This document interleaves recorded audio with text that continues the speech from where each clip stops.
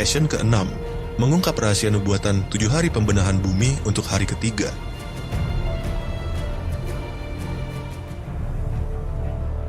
Tujuh hari pola pembenahan bumi yang dilakukan oleh Elohim Yahweh bukan hanya peristiwa sejarah sebelum kejatuhan manusia pertama, melainkan juga sebuah pola nubuatan rencana Elohim Yahweh untuk masa manusia selama 7.000 tahun.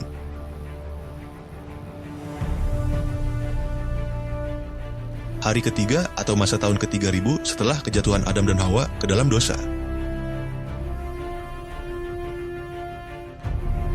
Kitab Kejadian pasal 1 ayat 9 dan 10. Lalu Elohim berfirman, biarlah air yang ada di bawah langit itu dikumpulkan di satu tempat, dan biarlah tanah yang kering itu tampak, dan jadilah demikian. Dan untuk tanah kering itu Elohim menyebutnya daratan, dan untuk kumpulan air itu dia menyebutnya lautan. Dan Elohim melihat bahwa itu baik. Kitab Kejadian pasal 1 ayat 11 sampai dengan 13. Lalu Elohim berfirman, biarlah daratan menumbuhkan rerumputan, tumbuhan yang mengandung benih, pohon buah yang menghasilkan buah menurut jenisnya yang di dalamnya ada benihnya di atas bumi. Dan jadilah demikian. Dan daratan itu mengeluarkan rerumputan, tumbuhan yang mengandung benih menurut jenisnya, dan pohon yang menghasilkan buah menurut jenisnya yang di dalamnya ada benihnya. Dan Elohim melihat bahwa itu baik, dan jadilah petang dan jadilah pagi, itulah hari ketiga. Pada hari ketiga atau di fase tahun ke-3000 ada 2 kali kata baik. Apa makna tersembunyi dari 2 kali kata baik ini? Kata baik yang pertama menjelaskan pemisahan antara lautan dan daratan. Lautan di dalam kitab suci adalah gambaran tentang bangsa-bangsa non-Yahudi, yang dalam bahasa Ibraninya adalah Goyim. Kitab Daniel pasal 7 ayat 2 dan 3. Daniel berkata, dalam penglihatanku, pada malam itu aku melihat, tampaklah 4 angin dari langit mengguncangkan laut besar. Lalu 4 binatang besar muncul dari dalam laut, yang satu berbeda dengan yang lainnya.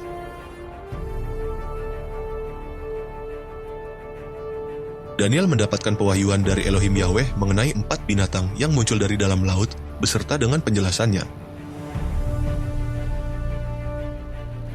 Binatang yang pertama adalah singa yang melambangkan dari kekaisaran Babylonian. Binatang yang kedua adalah beruang yang melambangkan dari kekaisaran Medo dan Persia. Binatang yang ketiga adalah macan tutul yang melambangkan dari kekaisaran Yunani.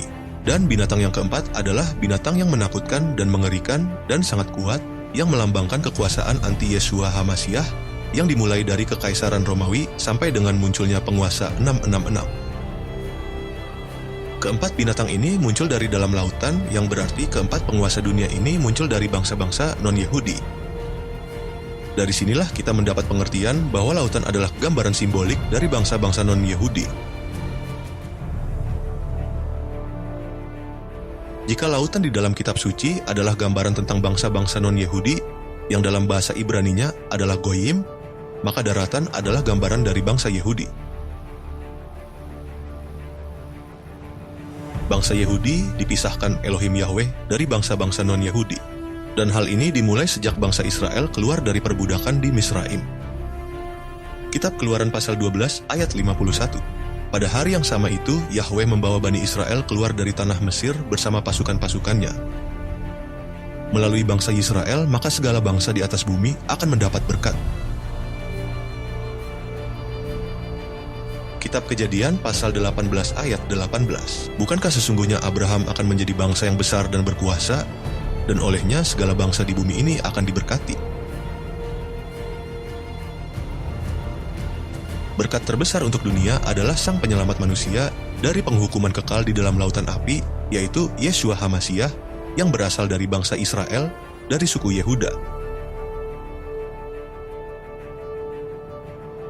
Karena itu adalah baik di mata Elohim Yahweh di dalam periode tahun ke-3000, di mana bangsa Israel terbentuk dan keluar dari perbudakan di Misraim. Kata baik yang kedua menjelaskan bahwa daratan mengeluarkan tanaman yang menghasilkan makanan bagi makhluk hidup. Pada penjelasan kata baik, yang pertama dijelaskan bahwa daratan adalah simbolik dari bangsa Israel. Pada penjelasan kata baik yang kedua dijelaskan bahwa dari daratan akan dihasilkan tumbuh-tumbuhan untuk makanan. dari daratan akan menghasilkan tumbuh-tumbuhan untuk makanan, mengandung makna bahwa dari Israel akan dihasilkan makanan rohani. Kitab Yesaya pasal 2 ayat 3. Banyak orang yang pergi akan berkata, "Marilah kita naik ke gunung Yahweh, ke bait Elohim Yakub, agar dia mengajar kita jalan-jalannya, supaya kita menempuh jalan-jalannya. Sebab dari Sion akan keluar pengajaran dan firman Yahweh dari Yerusalem." Elohim Yahweh mempercayakan firman-Nya kepada bangsa Israel, yaitu Torah, Nevi'im, Ketuvim, dan Brit Hadasah yang dikenal sebagai Perjanjian Lama dan Perjanjian Baru. Kitab Roma pasal 3 ayat 1 dan 2. Lalu apakah kelebihan orang Yahudi atau apakah manfaat sunat?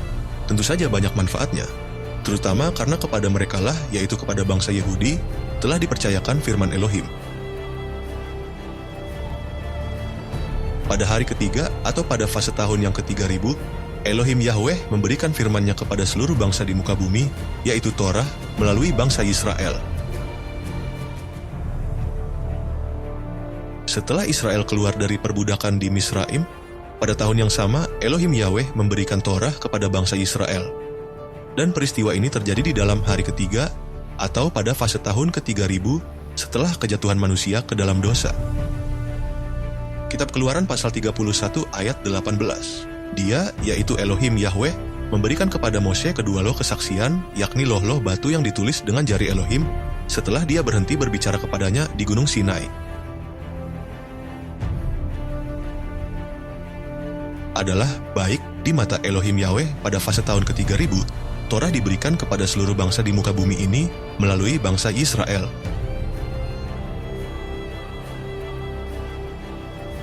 Inilah alasannya mengapa pada hari ketiga terdapat dua kali kata baik. Karena di dalam fase tahun yang ke-3000, bangsa Israel terbentuk dan Torah diberikan kepada segala bangsa di bumi ini melalui bangsa Israel.